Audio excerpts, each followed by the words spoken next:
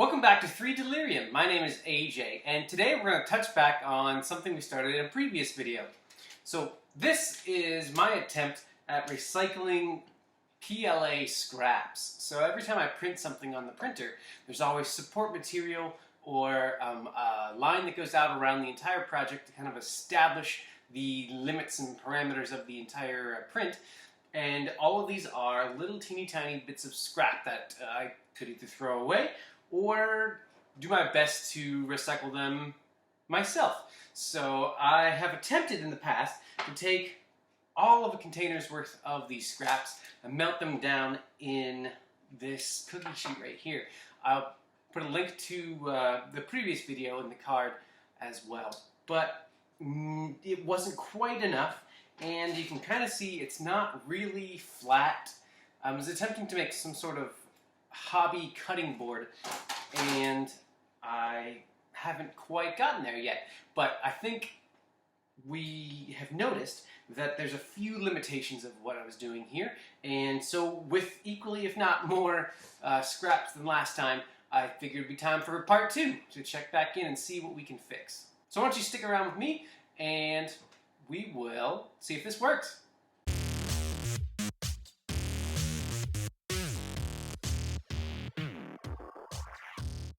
Last time we touched on the cutting board that I was trying to make here, I pointed out my days when I worked at a pizza restaurant, and my manager always had me start sprinkling ingredients from the outside and then work my way in, because you want the least amount of ingredients on the inner circle of the pizza so that it cooks more completely. If you have a big pile of ingredients in the middle, that's more space, more girth that just needs cooked, so it's not going to cook as completely.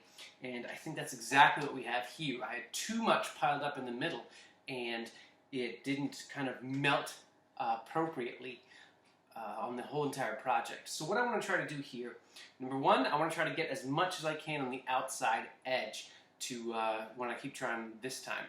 And number two, I want to try to snip as much of this down as I possibly can.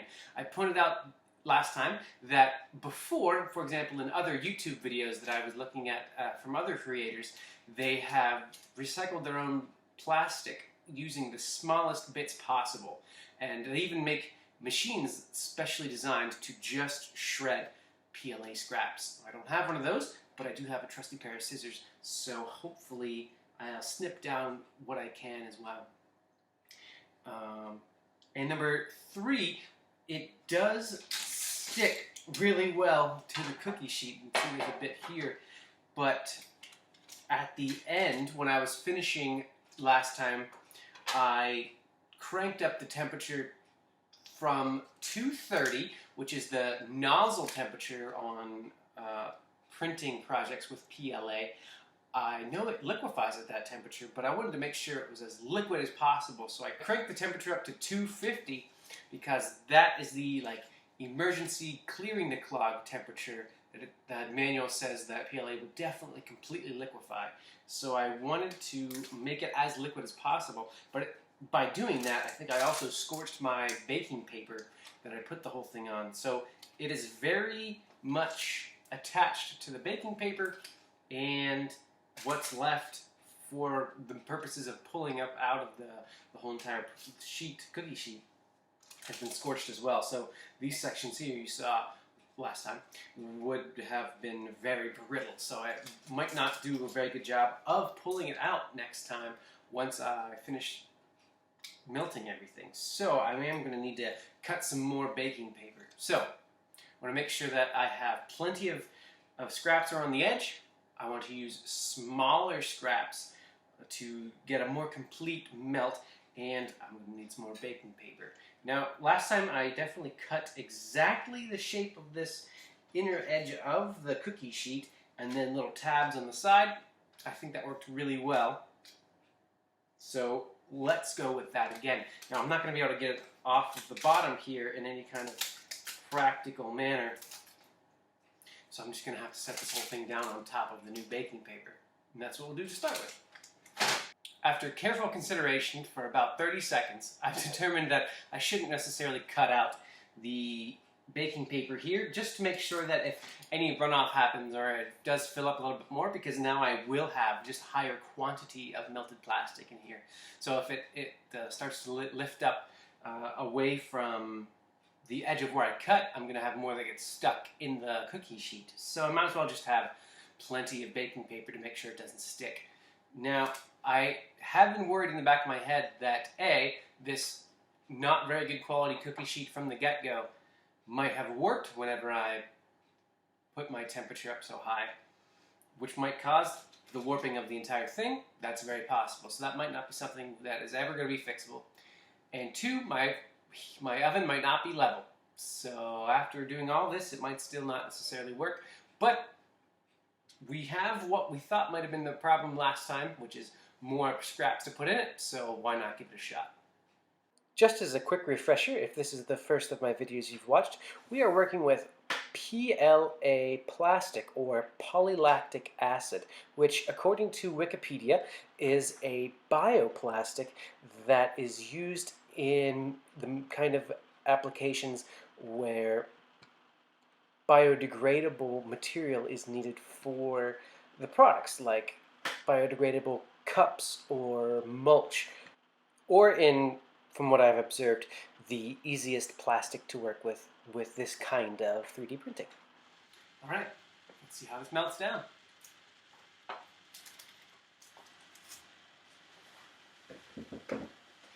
Well, last time I definitely remember leaving it in only for 5 or 10 minutes and then taking it out.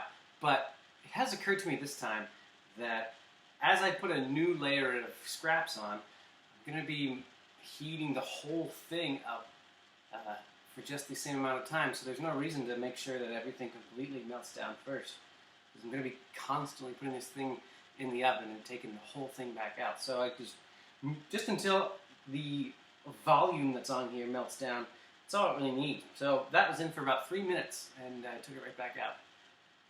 So I'll just keep going, grabbing scraps, clipping them up, and popping them on the edges.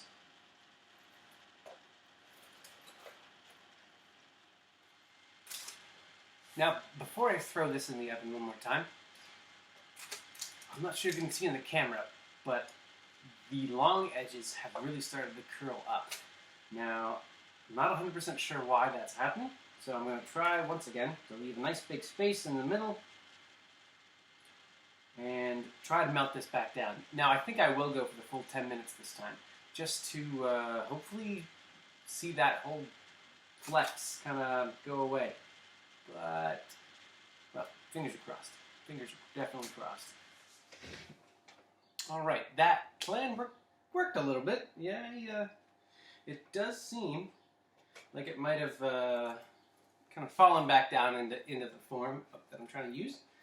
Let's see if I can find some scraps to... Oh, goody. That's interesting. Yeah. It might not like that there would be air underneath it, since there's the kind of burnt solid flat part that is the old baking paper and now the new baking paper. But you can see that the edge of the new baking paper is starting to char as well. Well, still got about half of this box left to go, so I guess all that's left is continuing to cut and add to the edge. Okay, so here we have, I guess, our newly finished product. It's not quite flat, actually. It hasn't really even filled in like in the corners and stuff. I do have one more trick up my sleeve. This is the exact same tray, exact same size and everything. Now, I think if I take another sheet of baking paper, lay it out flat, and just set this on top to leave it in for another 5 to 10 minutes, maybe the weight of this tray will press down in and try to make the whole surface flat and kind of push into the corners so that it's not necessarily going into itself. My key is to make sure that the new one does not get any of the melted plastic on it. Mrs. AJ was gracious enough to donate the scrappy little tray that I already used here, so I don't want to make sure. So I want to make sure that I don't mess up this one. Let's see how that'll work. All right, here we are. Cool to the touch. It does come right out. Nice. We've got a fresh and clean cookie sheet here. Untouched by plastic, that's good. But, yeah, that's what we're hoping for. Oh, nice. It is actually flat, which I'm impressed at.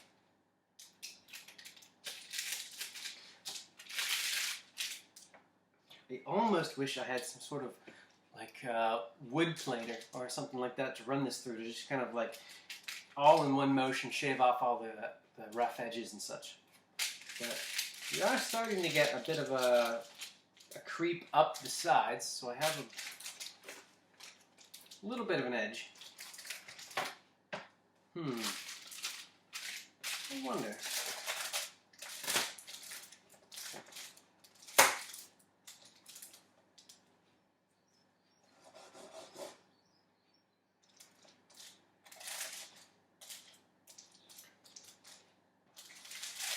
Interesting.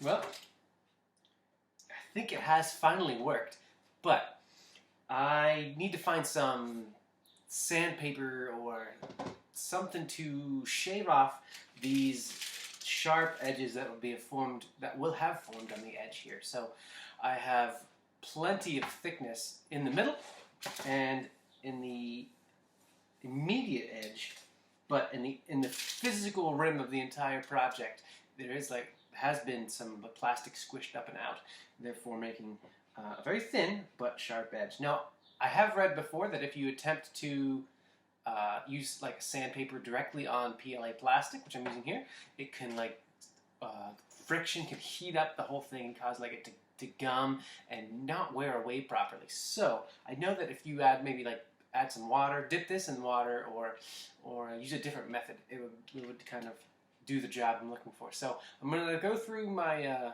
options here, but I'd say for part 2 of recycling my own plastic, it has been a success. I absolutely could set this down on my hobby table and cut things on top of it.